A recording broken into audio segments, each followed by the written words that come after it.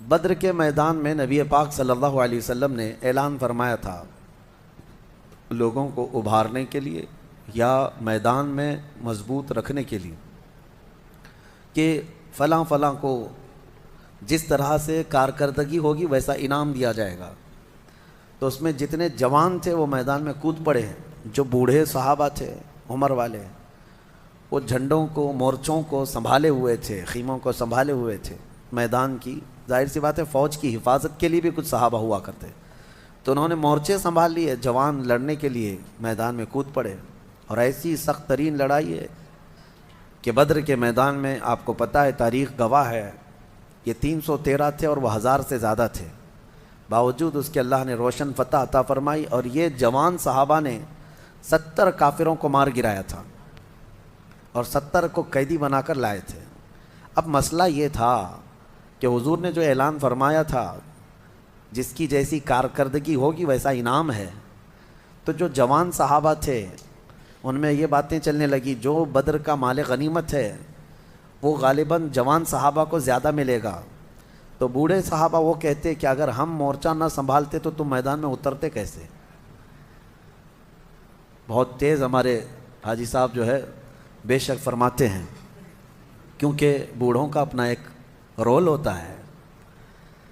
بڑھاپا جو ہے اللہ تعالیٰ کی طرف سے ایک نعمت ہے کہ اللہ کی طرف لوٹنے کا موقع دیا جاتا ہے۔ جو جوان بیٹھے ہیں اللہ ان کو بھی اچھا بڑھاپا عطا فرمائے عبادتوں کے ساتھ، اور اللہ کی طرف لوٹ آنے والا بڑھاپا یہ نعمت ہے، کیونکہ زندگی میں جوانی میں جو کرنا تھا کر لیا، لیکن آخر عمر میں اللہ نے اس کو ہدایت دی کہ وہ مسجدوں کی طرف آ گیا ہے، پابند ہو گیا ہے، اور یہ احسان ہے اللہ کا کہ اللہ تعالیٰ اسے پاک کر کے دنیا سے اٹھانا چاہتا ہے۔ اور میرا مولا فرماتا ہے جس کی اسلام میں داڑھی سفید ہو گئی، اللہ فرماتا ہے مجھے اس کو عذاب دینے میں حیا آتی ہے۔ اللہ حیا فرماتا ہے بوڑھے کو عذاب دینے میں، اور بڑھاپے میں بھی جس کی ایک بھی نہیں نکلی اس کا کیا ہے؟ بہرحال تو بوڑھے صحابہ یہ کہنے لگے ہم مورچہ سنبھالے تھے، ہمارا مال غنیمت تو ہمیں زیادہ ملنا چاہیے۔ تو یہ بات چل رہی تھی کس نے زیادہ کارکردگی کی ہے میدان بدر میں، یہ جوان صحابہ کا یا پھر بوڑھے صحابہ کا، کس کا کارنامہ زیادہ بڑا ہے؟ تب یہ سورہ انفال میں آیتیں نازل ہوئی۔ اللہ نے کیا ہی بہترین انداز میں فرمایا، فَلَمْ تَقْتُلُوهُمْ وَلَكِنَّ اللَّهَ قَتَلَهُمْ وَمَا رَمَيْتَ إِذْ رَمَيْتَ وَلَكِنَّ اللَّهَ رَمَى۔ رب فرماتا ہے محبوب آپ ان سے فرمائیں اے صحابہ رسول کے غلاموں، جنگ میں جب تم تیر چلا رہے تھے تم میں سے کسی نے تیر نہیں مارا، اللہ نے تیر چلایا ہے، اور تم میں سے کسی نے ان کو قتل نہیں کیا، اللہ نے ان کو قتل کیا ہے۔ یعنی صحابہ کا کام تھا لیکن ان کے کاموں کو اللہ نے اپنا کام فرمایا۔ یہ رسول پاک صلی اللہ تعالیٰ علیہ وسلم کے غلاموں کی شان ہے کہ رب تعالیٰ فرماتا ہے ان کا کیا ہوا کام وہ اللہ کا کیا ہوا ہے۔ پھر اس کے بعد نبی پاک صلی اللہ تعالیٰ علیہ وسلم نے مال غنیمت جمع فرمایا اور قیدی بھی آئے بدر کے۔ اب سنیے، اسلام میں یہ ایک پہلی چیز ہے پوری دنیا کو پیش کی جانے والی۔ ہزاروں جنگیں آج بھی ہوتی ہیں، ہو بھی رہی ہیں اور ہو چکی ہیں۔ جنگوں کی ایک تاریخ نکال کر کے دیکھو، اور میرے آقا صلی اللہ علیہ وسلم کے جو جہاد ہیں ان کو ایک طرف رکھو۔ بدر کے بعد کون سے قیدی آئے تھے پتہ ہے آپ کو؟ ایسے قیدی جنہوں نے مکہ میں صحابہ کا جینا تنگ کر کے رکھا تھا، بہت تکلیفیں دیے تھے، وہ سب گرفتار ہوئے تھے۔ 70 تو مارے گئے تھے جس میں ابو جہل بھی مر گیا تھا، حضرت بلال حبشی کا جو آقا تھا وہ بھی مرا تھا، بڑے بڑے کافر مرے تھے، لیکن جو قید ہو کر کے آئے تھے وہ بھی چھوٹے نہیں تھے، اس میں بھی اچھے خاصے جو بھڑکانے والے لوگ تھے وہ سب گرفتار ہوئے تھے۔ اب ظاہر سی بات ہے صحابہ اکرام کو بدلہ بھی لینا تھا، اتنے سالوں ہمیں تکلیف دیا، تڑپایا، آج ہاتھ میں آ گئے ہیں۔ لیکن نبی رحمت صلی اللہ تعالیٰ علیہ وسلم نے صحابہ سے مشورہ کیا کہ ان کے ساتھ کیا کریں ابھی۔ تو حضرت عمر فاروق رضی اللہ تعالیٰ عنہ نے مشورہ دیا کہ ان میں سے ٹکڑے ٹکڑے کر کے ان کو کاٹ کے مار ڈالیں، یہ جتنے ہیں مار ڈالیں ان کو۔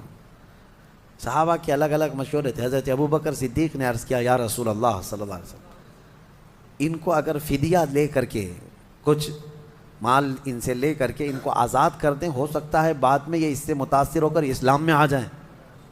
حضور نے حضرت ابو بکر کے مشورے کو پسند فرمایا۔ پھر اعلان ہوا ان قیدیوں کے ساتھ کہ تم میں سے جس کے پاس بھی مال ہے وہ اتنا اتنا فدیہ دے اور آزاد ہو جائے. تو جو سیٹ لوگ تھے پیسے دے رہے تھے، آزاد ہو رہے تھے، لیکن جس کے پاس مال نہیں تھا اس کے لیے ایک دوسرا آپشن تھا حضور کی طرف سے. حضور پاک صلی اللہ تعالیٰ علیہ وسلم نے یہ سب سے پہلی چیز دنیا میں قائم فرمائی. قیدیوں سے جس کے پاس مال نہیں تھا اس کو آپشن، سیکنڈ آپشن یہ تھا کہ تم اگر کوئی ہنر جانتے ہو، کوئی فن جانتے ہو تو میرے 10 صحابہ کو سکھاؤ اور آزاد ہو جاؤ. یعنی اگر ان کے پاس کوئی فن ہے، کوئی کاریگری جانتا ہے، کوئی بھی کسی بھی طرح کا علم جانتا ہے، حضور نے آپشن دیا تھا میرے مدینے کے صحابہ میں سے 10 صحابہ کو تم وہ ہنر سکھاؤ اور آزاد ہو جاؤ. قیدیوں سے بھی کام لینا اور علم لینا یہ نبی پاک صلی اللہ علیہ وسلم کا ریگولیشن ہے. اس سے پہلے کسی نے یہ کام نہیں کیا ہے. اور اس کے بعد میں آپ کو بتاؤں، انصاف کے ترازو پر سب کو برابر رکھا گیا. اتفاق ایسا کہ ان قیدیوں میں خود رسول اللہ کے چچا عباس بھی گرفتار ہو کر آئے تھے. وہ ایمان لائے ہوئے نہیں تھے، ایمان لائے ہوئے نہیں تھے، گرفتار ہو کر کے آئے. اور ظاہر سی بات ہے وہ جب میدان میں آئے تھے ان کے پاس کچھ نہیں تھا، لیکن مکہ میں جب جنگ کے لیے نکل رہے تھے تو اپنی بیوی ام الفضل کو کچھ پیسے دے کر کے کہا تھا، سونے کے سکے فلاں مٹکے میں یا کسی جگہ اس کو اندر بند کر کے رکھ دو، کسی کو خبر نہ ہو. جنگ میں آنے سے پہلے، بدر میں آنے سے پہلے اپنی بیوی کو دے کر آئے تھے اور وہ چھپا دیے گئے پیسے تہہ خانے میں. اب ان کے پاس یہاں میدان میں گرفتار ہونے کے بعد کچھ نہیں تھا. جب ان کی باری آئی تو حضور پاک صلی اللہ علیہ وسلم نے ان سے بھی کہا جیسے سارے قیدی دے رہے ہیں آپ بھی دیں، کیونکہ دشمنوں کے ساتھ آئے تھے آپ فدیہ دے کر کے آزاد ہو جائیے. یا پھر دوسرا آپشن ہے. تو انہوں نے کہا نہ میرے پاس کوئی فدیہ ہے، پیسہ ہے، نہ ہی کوئی دوسری چیز ہے. تو حضور پاک صلی اللہ علیہ وسلم نے فرمایا بدر میں آنے سے پہلے اپنی بیوی ام الفضل کو جو دے کر کے آئے تھے وہ منگوا لو. یہ ہے میرے آقا کا علم غیب. لوگوں کو ابھی پیٹھ پیچھے اور دیوار پیچھے کی لگی ہوئی ہے.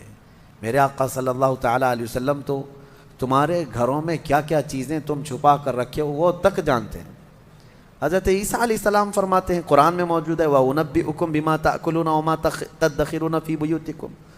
حضرت عیسیٰ علیہ السلام کا یہ فرمان قرآن میں آیا ہے. وہ خود کہتے ہیں میں تمہیں وہ سب چیزیں بتا دوں گا جو کچھ تم گھروں میں کھاتے ہو اور جو جمع کر کے رکھتے ہو. جب عیسیٰ علیہ السلام اتنا جانتے ہیں تو کیا میرے نبی پاک صلی اللہ علیہ وسلم اپنی امتیوں کے احوال نہیں جانتے؟ یقیناً جانتے ہیں. رسول رحمت صلی اللہ تعالیٰ علیہ وسلم نے جیسے ہی یہ فرمایا، حضرت عباس کیا کہتے؟ جواب کچھ بھی نہیں تھا. فوراً کہنے لگے میں ایمان لاتا ہوں. نبی پاک صلی اللہ تعالیٰ علیہ وسلم کی بارگاہ میں پھر ان کو آزاد کر دیا گیا. اور جو کچھ قیدی بچے تھے جن کے پاس دونوں بھی چیزیں نہیں تھیں ان کو مدینہ لایا گیا. اور قید خانہ کہاں تھا؟ مسجد نبوی میں رکھا گیا. کاش ہم کو وہاں قید کر دیا جائے زندگی بھر. مسجد نبوی میں قید کر دیا گیا. اب ہماری تمنا ہے کہ ہم مسجد نبوی میں قید ہو جائیں. وہ تو زمانہ رسول اللہ کا تھا. حضور ہر نماز کے لیے مصلی پر آیا کرتے تھے، جایا کرتے تھے. وہ کیسی جیل ہے، بلکہ وہ حقیقی جنت ہے. جب ان قیدیوں کو لے جا کر کے وہاں رکھا گیا، مسجد نبوی کے ایک کنارے باندھ دیا گیا تھا. میرے عزیزوں میں یہ بات اس لیے عرض کر رہا ہوں، دنیا آج اسلام کے اوپر جو انگلیاں اٹھاتی ہے کہ یہ کاٹتے ہیں، مارتے ہیں، ذرا وہ اپنے گریبان میں جھانک کر کے دیکھ لیں. جنگوں کے قیدیوں کے ساتھ یہ ظالم کیا کیا حرکتیں کرتے ہیں تمہیں پتہ ہے؟ گوانتانامو بے جیل، دنیا کی سب سے بدنام ابو غریب جیل، یہ امریکہ کی وہ جیلوں کا ذکر میں کر رہا ہوں جن میں انسانیت سے گری ہوئی حرکتیں کی گئی ہیں قیدیوں کے ساتھ. عراق کے جو فوجی گرفتار ہو کر آئے مسلمان، ان کو پیشاب پلایا گیا ہے. بہت سخت ترین، جانوروں کے ساتھ بھی یہ سب نہیں کیا جاتا. بہت گندی حرکتیں ان قیدیوں کے ساتھ کی گئی جو مسلمان قید ہو کر کے آئے. انسانیت سوز، اخلاق سوز حرکتیں، یہ سب چیزیں ہسٹری میں آج بھی موجود ہے. اور جس کے سامنے بھی یہ ذکر کرو وہ شرم سے پانی پانی ہو جائے گا. یہ کس کی حرکتیں ہیں؟ سپر پاور کی، جو دنیا کو اخلاق تقسیم کرنے کی بات کرتے ہیں، دنیا کے درمیان اپنے کیریکٹر پھیلانے کی بات کرتے ہیں اور اسلام پر وہ بلیم کرتے ہیں. اسلام میں تو یہ حق اتنا احترام دیا گیا ہے کہ جنگوں سے جو قید ہو کر کے بھی آئے گا اس کو فنڈامنٹل رائٹس ہوں گے، اس کے بنیادی حقوق، اس کے کھانے پینے اور اس کی ساری چیزوں کے حقوق رکھے جائیں گے. یہ نہیں کہ کوئی قیدی آ گیا تو اسے بھوکا پیاسا مار دیا جائے گا. پہلے کے دور میں یہ بھی تھا کہ جو جنگوں میں قید ہو کر کے آتے تھے ان کو آگ میں جلایا جاتا تھا، ان کے ٹکڑے کیے جاتے تھے. اور حیرت کی بات ہے، اسلام کے جہاد جہاد جہاد کا پروپیگنڈا اتنا پھیلا دیا دنیا میں ان ظالموں نے. اور حد تو یہ ہے کہ ہمارے لوگ بھی ڈرنے لگ گئے، علماء بھی جو ہے بات کرنے سے خوف کھانے لگ گئے. ارے لفظ جہاد بولیں تو کل کہیں ہمیں گرفتار کر کے نہ لے چلے جائیں، کیونکہ یہ دجالی میڈیا نے ایسا پروپیگنڈا پھیلایا ہے جیسے دنیا میں سب سے زیادہ ہم نے قتل کیا. آپ کو میں تاریخ بتاؤں، تاریخ آپ کو پتہ ہے، world war first and world war second, اس میں کتنے قتل ہوئے تھے؟ سرچ کر کے آپ خود محسوس کر لیں گے، پتہ چلے گا آپ کو. فرسٹ ورلڈ وار، عالمی جنگ جو ہوئی، جنگ عظیم، پہلی جنگ عظیم، پوری دنیا اس میں ملوث رہی. اس میں تقریباً 3 کروڑ لوگ مارے گئے ہیں. کروڑ کی بات کر رہا ہوں، لاکھ نہیں. 3 کروڑ لوگ متاثر ہوئے ہیں، زخمی ہوئے، مارے گئے. اور دوسری جنگ عظیم میں تو 5 کروڑ سے اوپر لوگ. انسانوں کی کوئی اہمیت ہے یا نہیں؟ کروڑ ایسے ہم یہاں پر تاریخ میں بتایا جا رہا ہے جیسے کوئی گاجر مولی ہے. ایک انسان کی بھی وقعت ہے اسلام میں، ایک انسان کی بھی قیمت ہے. 3 کروڑ مارے گئے، 5 کروڑ مارے گئے، لیکن تم میں سے کسی کو آج ہمت نہیں ہے یہ عالمی جنگ کے متعلق کہا جائے کہ یہ سب ورلڈ وار جو ہے دنیا کو فساد میں مبتلا کرنے کی سازشیں تھیں اور پوری دنیا کو تباہ کرنے کے آلے تھے. لیکن حیرت اس بات پر ہونا چاہیے ان ظالموں کو، میرے نبی پاک صلی اللہ تعالیٰ علیہ وسلم نے اپنی 10 سالہ زندگی میں، جو مدنی زندگی ہے، کیونکہ مکی زندگی میں ایک بھی جنگ نہیں ہوئی، حضور نے ہجرت فرمایا مدینہ، اس کے بعد سے لے کر آپ کی وفات تک ٹوٹل آپ کی 10 سالہ مدنی زندگی میں 17 جنگوں میں میرے آقا نے شرکت فرمائی. کتنے؟ مسلمانوں کو یہ بات یاد رہے، 17 غزوات میں میرے آقا صلی اللہ علیہ وسلم کی شرکت ہوئی. لیکن آپ کو پتہ ہے پورا ان 17 جنگوں میں کتنے لوگ قتل ہوئے تھے؟ ٹوٹل ملا کر کے 260 کے قریب. ان 17 جنگوں میں 260 لوگ جن کی تعداد بتائی جا رہی ہے. اب آپ بتائیں کہاں 260، کہاں 250 لوگ، اور کہاں 5 کروڑ، کہاں 3 کروڑ. ابھی کرنٹ احوال میں ابھی آپ جا کر کے دیکھیں، عراق امریکہ کی جنگ میں عراق میں نئے نئے قبرستان بن گئے ہیں، قبریں گن نہیں سکو گے آج. جو ڈیٹا گورنمنٹ دیتی ہے وہ ایک محدود طریقے کا ہے، باقی وہاں کے جو حالات ہیں اللہ کی پناہ. سیریا میں کس نے جنگ چھیڑ رکھا ہے آج تک؟ یمن کو کون مار رہا ہے؟ افغان میں 20 سال نیٹو فوجوں نے کیا کیا؟ ان کے پاس کوئی ڈیٹا ہے؟ ان کے پاس کوئی تعداد ہے؟ کتنے لوگ مارے گئے؟ افغان کی سرحد پر جا کر دیکھیں، عراق ہو، یمن ہو، سیریا ہو، لاکھوں کی تعداد میں قتل ہو گئے ہیں، لاکھوں کی تعداد میں قتل ہو گئے ہیں. چلو ٹھیک ہے، ان کو ایسا لگتا ہے کہ مسلمانوں کا قتل ہوا تو نہیں بولنا چاہیے. فی الحال رشیا جو یوکرین پر اٹیک کر رہا ہے، کوئی ان کے پاس تعداد ہے یوکرین میں کتنے لوگ مارے گئے؟ قتل ہے، چاہے کوئی بھی کرے. یہ جتنی دجالی میڈیا ہے ان کے منہ میں اب مینڈک بیٹھ گئے ہیں. کوئی نہیں کہنے کی ہمت کرتا ہے کہ رشیا آتنکوادی ہے، کوئی یہ نہیں کہہ سکتا کہ وہ زبردستی کی جنگ کر رہا ہے. ٹیررسٹ کا لفظ استعمال ہی نہیں کریں گے. لاکھوں قتل کیے ہیں ان لوگوں نے دنیا میں، لاکھوں قتل کیے ہیں. میں پوری چیز لے کر کے آپ کے سامنے بیٹھ سکتا ہوں، لیکن اس کے برعکس اسلامی تاریخ میں اگر 250 کی تعداد میں قتل مل جائے تو سچ کہا شاعر نے، سچ کہا. وہ قتل بھی کرتے ہیں تو چرچا نہیں ہوتا، ہم آہ بھی کرتے ہیں تو ہو جاتے ہیں بدنام. ہم آہ بھی کرتے ہیں تو ہو جاتے ہیں بدنام، وہ قتل بھی کرتے ہیں تو چرچا نہیں ہوتا. بات صرف اتنی ہے کہ آج دنیا صرف طاقت کی زبان جانتی ہے، دنیا صرف دولت کی پجاری ہے. جس کے پاس آج بہت زیادہ دولت ہے یا جو بہت زیادہ سپر پاور ہے، اس کے سارے عیب یہ دنیا چھپا دیتی ہے.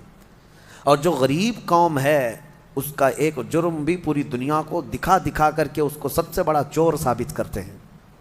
یہ دگلی پالیسی دنیا میں آج موجود ہے. لہٰذا آپ کو نروس ہونے کی ضرورت نہیں، تمہارا دین سچا ہے. تمہارے مصطفیٰ کریم صلی اللہ علیہ وسلم میرے آقا نے اس روئے زمین پر جو مظاہرہ فرمایا، یقیناً وہ رحمت للعالمین کا مظاہرہ فرمایا ہے، وہ یقیناً رحمت رہے. تو یہ بدر کے حالات کے بعد کی چیزیں سورۃ الانفال میں بیان کی گئی ہیں. اور 70 قیدی وہاں پر مارے گئے۔ میں کہتا ہوں اب یہاں پر کچھ لوگ یہ کہتے ہیں کہ مدینے سے نکل کر کے یہ لوگ گئے اور اٹیک کیا مکہ والوں پر اور بیچارے 70 لوگوں کو مارا اور 70 لوگوں کو پکڑ کر کے لائے، محمد صلی اللہ علیہ وسلم کے لوگ یہ ظلم کیے ہیں۔ ان الوؤں کو یہ بات بولنے میں شرم بھی نہیں آتی کہ حضور صلی اللہ علیہ وسلم گئے، ان کو مارے اور پکڑ کے لائے۔ بیوقوفوں، 313 کو لے کر گئے تھے اور آئے کتنے تھے؟ 1000 سے زیادہ۔ ابھی میں آپ سے ایک چیز پوچھتا ہوں، سوال ہے آپ سے، ممبئی میں آپ لوگ رہتے ہیں اور دلی یہاں سے کافی دور ہے، اگر دونوں میں ٹھن گئی، ممبئی والوں میں دلی والوں میں، اللہ کبھی نہ کرے، مثال دے رہا ہوں، دونوں میں کچھ اختلاف ہو گئے اور جنگ کی نوبت آ گئی، جنگ کی نوبت آ گئی۔ ممبئی سے قریب کلیان ہے، پنویل ہے، یا سمجھ لیں اور تھوڑا سا آگے کی طرف جائیں، کلیان کے پاس یا پنویل کے پاس یہ جنگ ہو گئی، کس کی؟ دلی والوں کی اور ممبئی والوں کی۔ مجھے بتاؤ کیا کہا جائے گا کہ ممبئی والے لڑنے کے لیے گئے تھے کہ دلی والے لڑنے کے لیے آئے تھے؟ ظاہر سی بات ہے وہ آئے تھے، ہم گئے نہیں تھے یہاں سے۔ اسی طرح سے اگر دلی کے قریب دوسرے وہاں سے سٹے ہوئے شہر ہے، نوئیڈا ہے، غازی آباد، وہاں اگر جنگ ہوئی ہوتی تو یہ بلیم کیا جاتا ممبئی والے وہاں گئے تھے مارنے کے لیے۔ یہی حال ہے، بدر کا لوکیشن اگر آپ کو پتہ چل جائے کہ کہاں ہے تو سب بات سمجھ میں آ جائے گی۔ بدر مدینے سے قریب ہے، مکہ سے دور ہے، مکہ سے تقریباً 300 کلومیٹر اور مدینے سے تقریباً 100-150 کے آس پاس۔ تو اب مجھے بتاؤ مکہ والے گئے تھے کہ مدینے والے گئے تھے؟ مکہ والے آئے تھے لڑنے کے لیے، نبی پاک صلی اللہ علیہ وسلم ڈیفنس کے لیے نکلے۔ اسی طرح جنگ احد کہاں ہوئی پتہ ہے؟ مدینے سے 5 کلومیٹر باہر، مدینے سے 5 کلومیٹر باہر احد پہاڑ کے دامن میں۔ کون آئے تھے؟ مکہ والے آئے تھے۔ جنگ خندق کہاں ہوئی پتہ ہے؟ مدینہ پاک سے تقریباً 4 کلومیٹر باہر، مدینے سے 4 کلومیٹر باہر خندق کھودنی پڑی مدینے کو بچانے کے لیے۔ کون آئے تھے لڑنے کے لیے؟ مکہ والے آئے تھے۔ اب مجھے بتاؤ جو بار بار مدینے پر اٹیک کرتے ہوں، ہر بار حضور پاک صلی اللہ علیہ وسلم اور ان کے صحابہ کو مکہ چھوڑنے کے بعد بھی مدینے میں آ کر کے فساد مچاتے ہوں، تو کیا ایسوں کے خلاف تلوار اٹھانا جائز نہیں ہے؟ اپنے دیش کی رکشا ہر فوجی کرتا ہے، ہر کوئی کرتا ہے۔ میں آپ کو بتاؤں، اگر میرے ملک کے سرحدوں پر کھڑے ہوئے سپاہی ہیں، ان کو کچھ خصوصی اختیارات ملے ہوئے ہیں، کوئی اگر بارڈر کراس کر کے آ رہا ہے کسی دوسری کنٹری سے، تو یہ فوجی انتظار نہیں کرتا کہ میرا سینئر آرڈر دے گا اب میں اس کو کروں گا، اس کو اتنا پاور ہوتا ہے وہیں جگہ پر اس کو شوٹ کر دیتا ہے۔ بارڈر پر باضابطہ بارڈر سے 1 کلومیٹر آگے پیچھے یہ لکھا بھی جاتا ہے وارننگ کہ اس سے آگے نہ جائیں ورنہ اسپاٹ پر شوٹ کیا جائے گا۔ وہاں پر یہ نہیں دیکھا جائے گا کہ بھٹک کے آئے تھے کیا کیے تھے، فوجی کو اختیار ہوتا ہے۔ کیوں فوجی مار دے رہا ہے؟ اس لیے کہ ہر ایک کو یہ فکر ہے میرے دیش کی حفاظت ہونی چاہیے، میرے ملک کی حفاظت ہونی چاہیے۔ اور وہ صحابہ اگر اپنے مدینے کی حفاظت کے لیے کھڑے ہو گئے تو ان ظالموں نے ایسی وہ بنا کر کے پیش کی، امیج بنا کر پیش کی دنیا میں کہ وہ صرف لڑنے والی قوم تھی، لڑتے رہتے تھے۔ انہوں نے اپنے ملک کی حفاظت کے لیے تلواریں اٹھائی ہیں اور اللہ تعالیٰ نے ان کی مدد ایسی فرمائی کہ وہ مدینہ بچاتے بچاتے اتنا پھیل گئے کہ جتنے دشمن تھے انہیں بھی مجبوراً مدینہ طیبہ کی حکومت کے انڈر میں آنا پڑا۔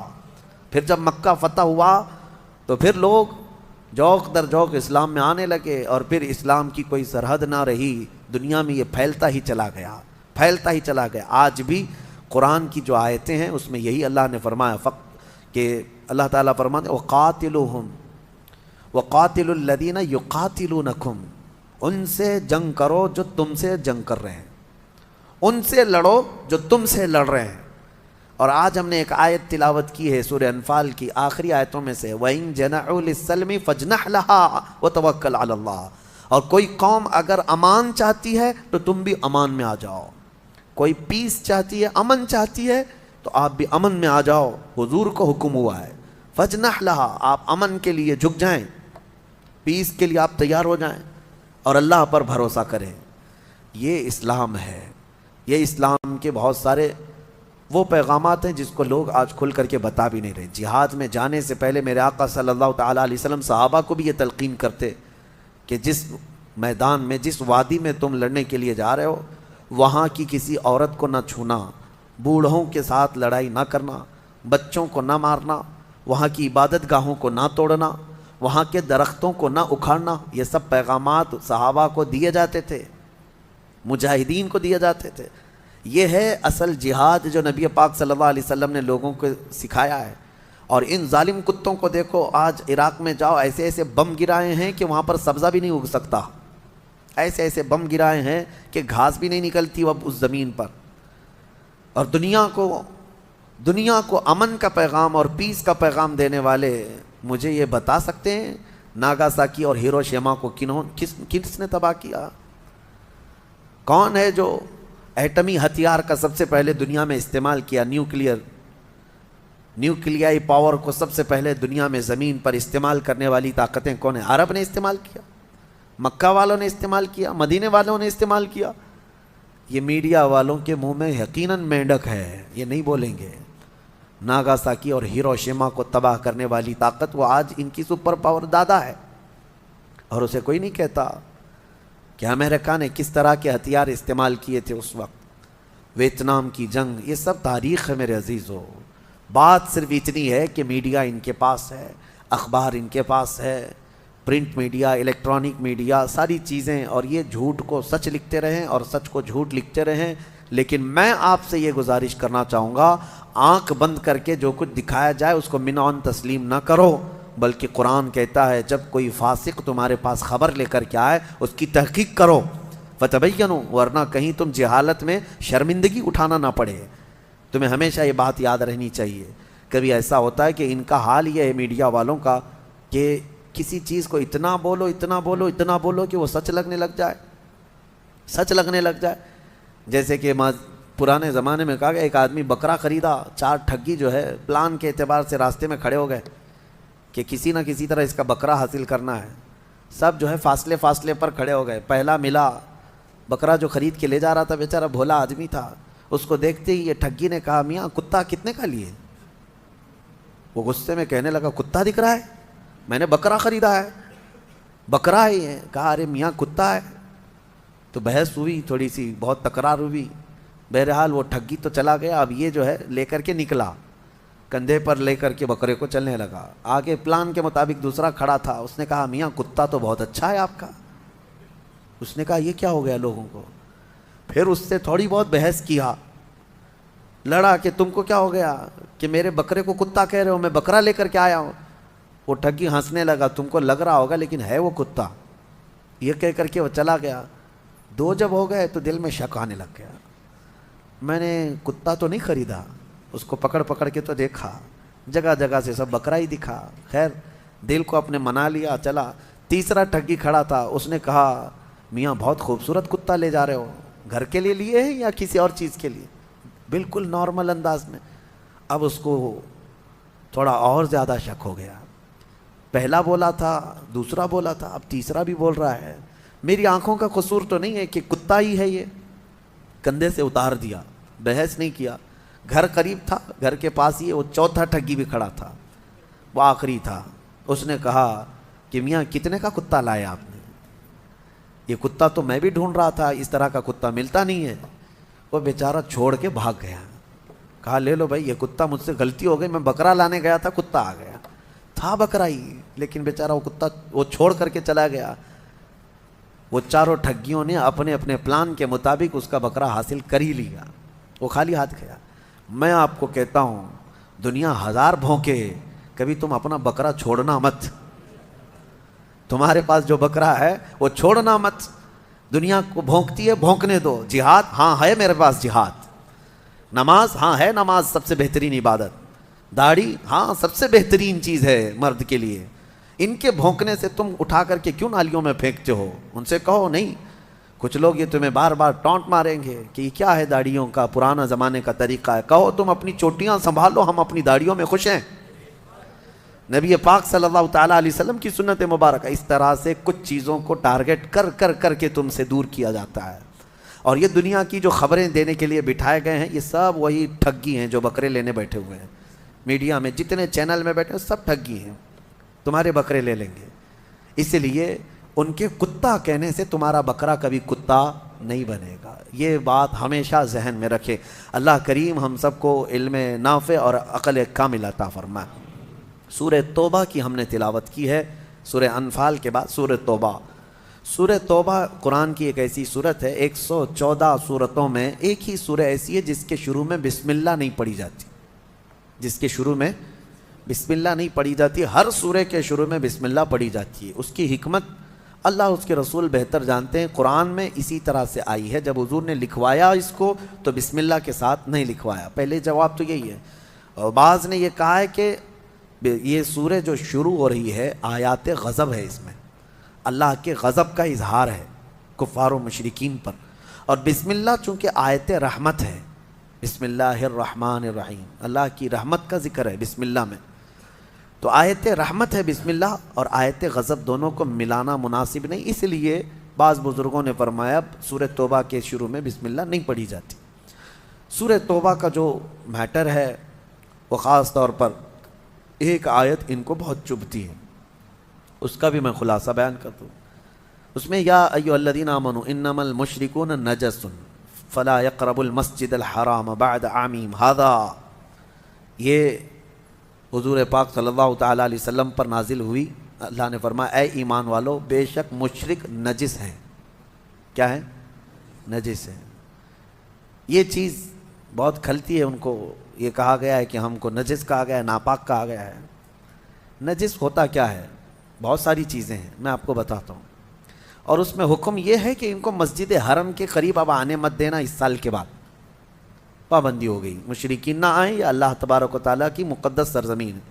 آج تک اس پر عمل ہے کہ حرمین طیبین مکہ میں بھی اور مدینے میں بھی غیر مسلم کو الاؤڈ نہیں ہے۔ یہ ابھی کچھ یہودی سعودی داخل ہو رہے ہیں، ان کی کرپا، ان کی مہربانی، بھائی بھائی کو داخل کر لے رہا ہے، الگ بات ہے، لیکن ویسے اسلامی قانون یہی رہا برسوں سے۔ اب ان کا سوال یہ ہے کہ مشرکین کو نجس کیوں کہا گیا؟ میرے عزیزو، نجس کا مطلب یہ ہے، نجس جس کو کہا گیا ہے، ایک نجس وہ ہے جو کتا ہے، ایک نجس خنزیر ہے کہ اس کو چھونا بھی جو ہے نجاست ہے، اور ایک پیشاب پخانا یہ بھی نجاست ہے، یہ بھی نجس ہے۔ لیکن ان کے لیے جو کہا گیا وہ عقیدہ نجس، یعنی اللہ تعالیٰ کے ساتھ شرک کرنے والی یہ جو فکر ہے یہی سب سے بڑی نجاست ہے، یہ گندگی ہے، یہ نجاست ہے۔